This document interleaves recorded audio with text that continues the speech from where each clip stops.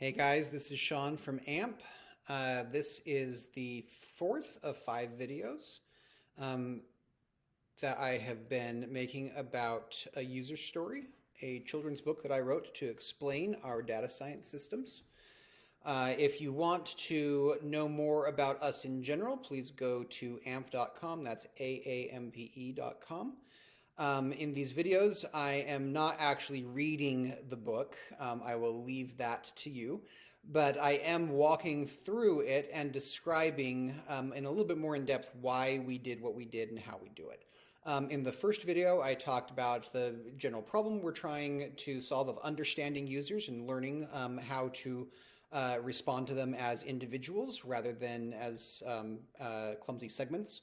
In the second video, I talked about the user landscape, a map that we create of user behavior that allows us to not only tell which users are similar and which are different, but also allows us to create tests similar to A/B tests, but not naive, to the point where we can tell the difference between something, results that happened because of the test we ran versus results that happened because the users all have baseline propensities to do certain things anyway.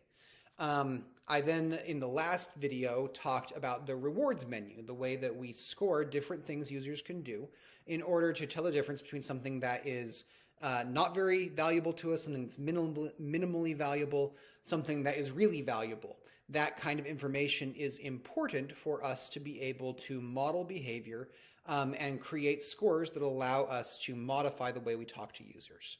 And that model is what I want to talk about today. We call it the what-if model because it has a good imagination. So if I were to tell you to look at all of your users and take into account where they are in the user landscape and what tests we assign to them and decide how successful each one was, a human could do that. I wouldn't want to be that human. That would not only be boring, it would also be information overload. Models don't get bored, and our models don't get overloaded with information. So we use it to crunch all of that information. I do want to emphasize, I know I've said this in like 2 other videos, but this only works because of the user landscape and rewards menu that we set up previously. If you feed garbage into a model, it's going to give you garbage back. So we make sure that we are feeding high quality information in so the model can do its job. So, like I said, a what-if model has an imagination. So I believe it was the second video about the user landscape, I used an example of trying out different calls to action. So you could do an excited call to action that's like, let's do this. And you could do a really kind of a sort of bossy call to action that just says, try now. You could try another call to action that's just plain old, okay. Say a user got the excited call to action, but we want to know what if they had been given the bossy call to action instead.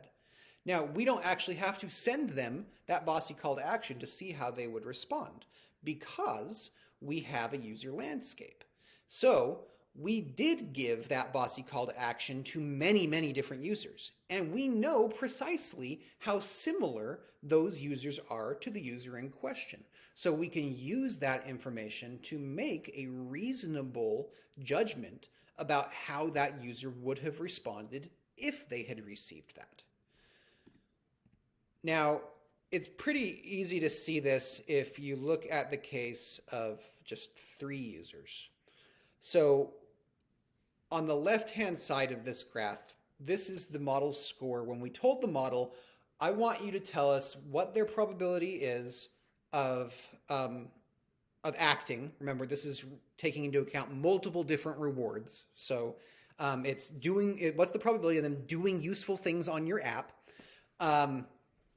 just given where they were in the user landscape. So maybe they weren't in the test at all, and we just want to know given where they were in the user landscape. Maybe they were in the test, but we tell the model, imagine we didn't give that to them. You saw lots of people that we didn't give that to, so you pretend that you don't see that. Just given the user landscape, where would they have been? And you can see they were all really about the same. They had about a 50-50 chance of doing the things we wanted. And then we tell the model, okay, now what if we introduced the test to them? And you can see one person, their chances of acting goes way up. Another person actually goes considerably down. Another person stays about level. And you can see on this last column, that is where we took the relationship between their before score, their baseline score, and their after score, their test score, and turned that into a personal score. That doesn't say what's the probability that they're going to do the thing we want. It's what's the probability that they're going to do the thing we want because we gave them this test, because we messaged them on a certain day or gave them a certain call to action or referenced a certain attribute of the clothing that we are trying to get them to buy, things like that. So those tests allow us to create these scores that tell us the chance that they are not just going to act, but they are going to respond to what we want to, the way we are talking to them or what we're talking to them about. Now, looking at 3 users is not that hard, but a model can look at every user. So it can go through and crunch those numbers for many, many, many different people and many different combinations of test items. Because like I said, it doesn't get bored and it has a good imagination. So what this gives us is a score for every single user, for every single lever we could pull for modifying how we talk to users. So these scores are directly actionable. Unlike, say, well, let's go ahead and say it. This is better than segmentation. Unlike a segment where you have a box of users and you have to start asking questions like, okay, well, how would people in this segment respond if we approached them this way instead of that way? You then get into questions of, well, what do people in that segment really want and what do they respond to? And you have to get into all of this research to try to do that.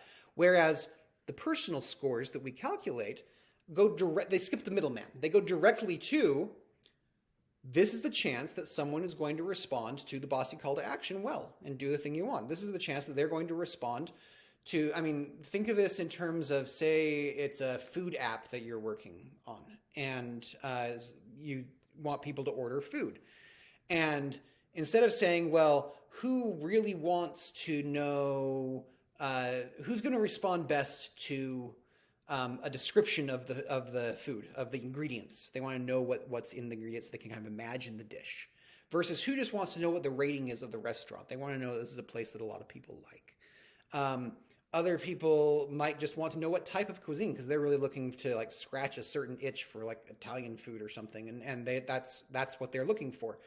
In all those cases, a segment doesn't like that still leaves tons of open questions of like who wants the ratings, who versus the description of the food. Whereas the scores say, here is the probability that someone will respond well to the rating.